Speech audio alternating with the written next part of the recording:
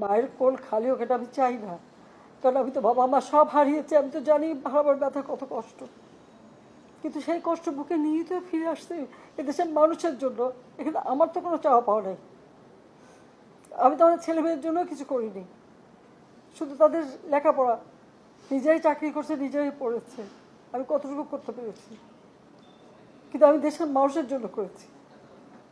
আজকে অন্তত মানুষের ভাত কাপড়ের ব্যবস্থা, চিকিৎসার ব্যবস্থা, তাদের কাজের সংস্থা সবই তো করে দিচ্ছিলাম।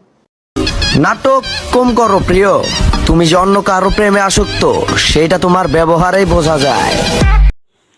সো গাইস, এই ভিডিওটা যদি ভালো লাগে থাকে তাহলে চ্যানেলটা ফটাফট সাবস্ক্রাইব করে দেন। আর এরকম কার্টুন ভিডিও আমার চ্যানেলে প্রতিনিয়ত ছাড়বো। যদি আপনারা সাপোর্ট করেন তাহলে এই ভিডিওতে একটা লাইক দিবেন আর একটা কমেন্ট করবেন সুন্দর করে। অনেক সুন্দর ফানি ভিডিও হয়েছে, বর্তমান যুগের সাথে তাল মিলিয়ে কিন্তু ফানি ভিডিও বানাইছি। তো যদি ভিডিওটা ভালো লাগে থাকে তাহলে চ্যানেলটি সাবস্ক্রাইব করবেন এবং একটি কমেন্ট করবেন সুন্দর করে। তবে নেক্সট আরও লম্বা ভিডিও দিব এবং সুন্দর একটি ফানি ভিডিও বানানোর চেষ্টা করব যদি আপনারা সাপোর্ট করেন।